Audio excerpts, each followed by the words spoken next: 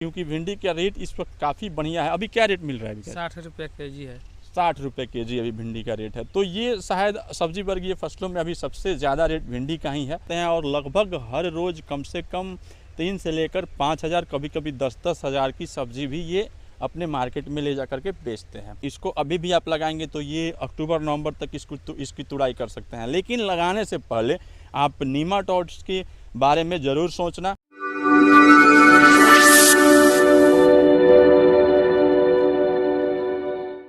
नमस्कार किसान साथियों, स्वागत है आपका यूथ एग्रीकल्चर के एक और नए वीडियो में। मेरी फेवरेट फसल भिंडी की, जिसका जिक्र मैं लगभग कई वीडियो में कर चुका हूं और इस साल हमने पहले भी बताया था कि भिंडी का रेट इस साल बढ़िया रह सकता है, रहने की काफ़ी ज़्यादा उम्मीद है।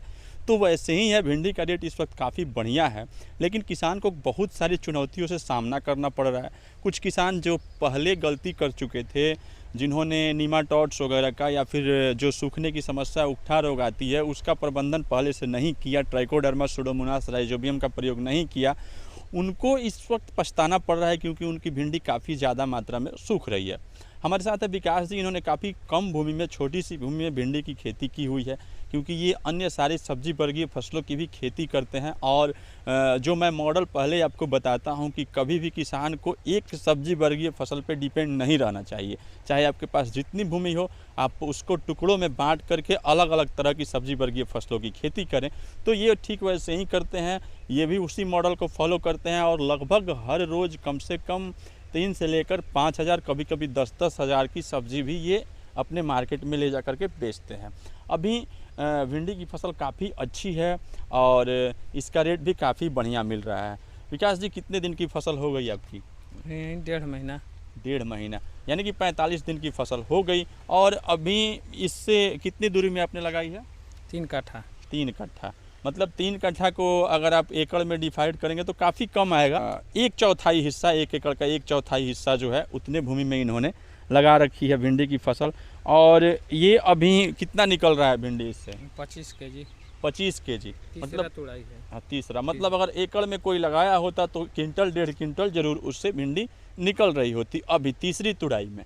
और ये उम्मीद है कि ये आगे चल के बहुत जल्द इससे 50 केजी 1 क्विंटल भिंडी भी ये देगा, क्योंकि भिंडी का रेट इस वक्त काफ़ी बढ़िया है। अभी क्या रेट मिल रहा है? 60 रुपये केजी है। 60 रुपये केजी अभी भिंडी का रेट है। तो ये शायद सब्जी वर्गीय फसलों में अभी सबसे ज़्यादा रेट भिंडी का ही है।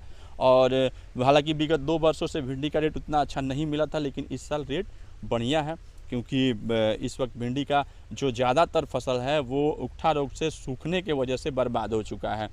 विकास, आपने उकठा रोग का कोई प्रबंधन किया था या नहीं? जी, किया था। तो उकठा रोग के प्रबंधन हेतु आपने क्या डाला था?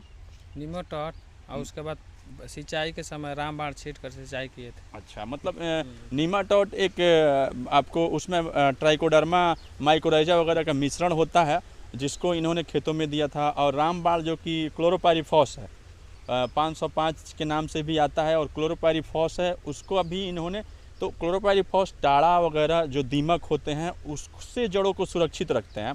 और जो नीमाटोड है, माइकोराइजा ट्राइकोडर्मा सुडोमोनास का ये जो 0 नीमाटोड्स के नाम से जो दवा आती है, ये आपको बहुत फ़ायदेमंद होती है, बहुत अच्छी कारगर होती है। सोल्जर कंपनी से मल्टीप्लेक्स भी इसको बनाता है, काफ़ी और भी कंपनियां नीमाटोड संबंधित दवाएं बनाती है। उसका प्रयोग किसान को कल्चर करके अपने खेतों में ज़रूर करना चाहिए बिजाई से पहले, तो उनको ये समस्या देखने को नहीं मिलेगी। अभी इसमें बहुत सारे कीट आते हैं भिंडी की फसल में। आपको कौन कौन से कीट का सामना करना पड़ रहा है? इनसे कौन कौन से आ रहे हैं?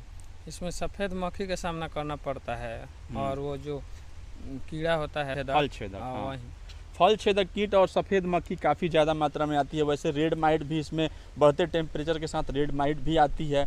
तो इन सबसे निदान हेतु हमेशा आपको लाल मकड़ी के लिए कौन सी दवा का प्रयोग करते हैं? बायो एम्पावर, बायो 303 का प्रयोग करते हैं। मतलब बायो 303, बायो एम्पावर, ये आपके मार्केट में जो भी रेड माइट के लिए फेमस दवा हो, जैसे डायनामाइट हो गया, ओमाइट हो गया, प्रोपार्गिट 50% जो टेक्निकल जिस दवा में है वो भी रेड माइट के लिए काफ़ी बढ़िया काम करता है, तो आप उसका प्रयोग कर सकते हैं।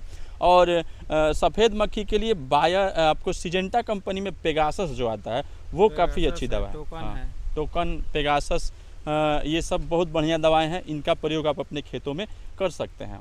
और जब भी भिंडी की सिंचाई आपको कितने दिनों में अभी कर देनी पड़ती है? यहीं 8 से 10 दिनों में।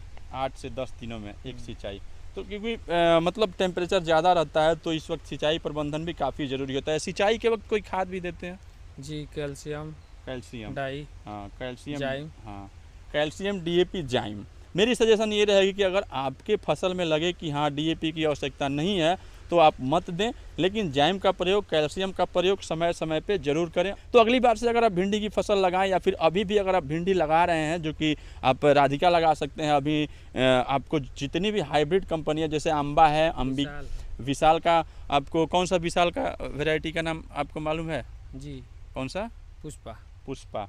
विशाल की पुष्पा, ये सब वेराइटी जो है इसको आप लगा सकते हैं। और इसको अभी भी आप लगाएंगे तो ये अक्टूबर नवंबर तक इसकी तुड़ाई कर सकते हैं। लेकिन लगाने से पहले आप नीमाटोड्स के बारे में ज़रूर सोचना, ये ज़रूर सोचना कि आगे चल के आपकी जो भिंडी की फसल है प्रभावित नहीं हो, सूखे नहीं और आपको नुकसान नहीं झेलना पड़े। तो जब भी भिंडी की खेती करें तो उसमें माइकोराइजा, राइजोबियम, सुडोमोनास, ट्राइकोडर्मा, इन सभी के मिश्रण में भी कुछ खाद आते हैं या फिर कुछ भी नहीं आपको मिले तो ट्राइकोडर्मा को आप कल्चर करके अपने खेतों में ज़रूर डालें, इससे आपकी फसल सुरक्षित रहेगी। जानकारी अच्छी लगी तो वीडियो को एक लाइक, चैनल को सब्सक्राइब जरूर करेंगे। मिलते हैं अगले वीडियो में, तब तक के लिए जय हिंद।